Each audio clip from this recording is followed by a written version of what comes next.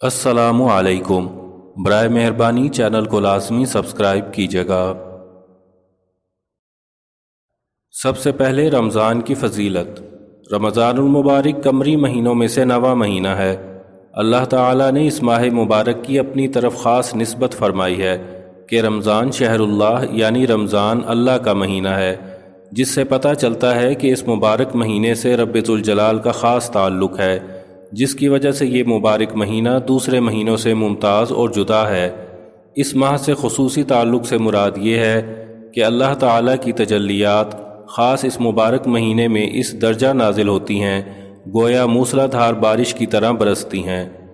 حدیث مبارکہ میں ہے کہ رمضان ایسا مہینہ ہے کہ اس کے اول حصہ میں اللہ کی رحمت برستی ہے، جس کی وجہ سے انوار و اسرار کے ظاہر ہونے کی قابلیت و استعداد پیدا ہو کر گناہوں کے ظلمات اور معصیت کی کثافتوں سے نکلنا میسر ہوتا ہے، اور اس مبارک ماہ کا درمیانی حصہ گناہوں کی مغفرت کا سبب ہے، اور اس ماہ کے آخری حصہ میں دوزخ کی آگ سے آزادی حاصل ہوتی ہے۔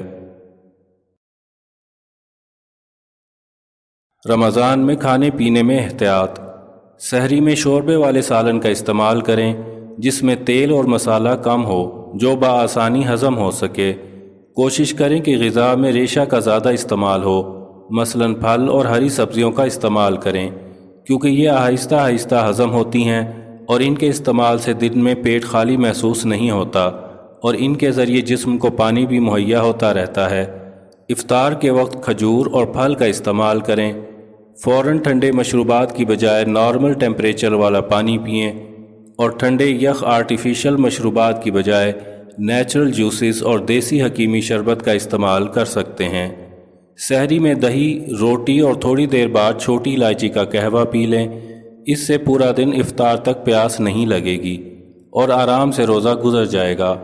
ماہرین کے مطابق افطار میں اعتدال سے کام لینا چاہیے۔ چینی اور چربی سے بنائی جانے والی اشیاء سے پرہیز کرنا چاہیے، کیونکہ یہ اشیاء انسانی میٹابولزم پر منفی اثر ڈالنے کے ساتھ ساتھ سر میں درد اور تھکاوٹ کا باعث بنتی ہیں۔ ماہرین کے مطابق بہتر یہ ہے کہ روزہ کھجور، پانی اور تازہ پھلوں کے رس کے ساتھ کھولیں، اور 10 منٹ بعد ایسی خوراک کھائیں جس میں معدنیات زیادہ ہوں۔ شربت وغیرہ کھانا کھانے سے پہلے پی لیں، بعد میں پینے سے گریز کریں۔ افطار کے فوراً بعد چائے ہرگز نہ پئیں۔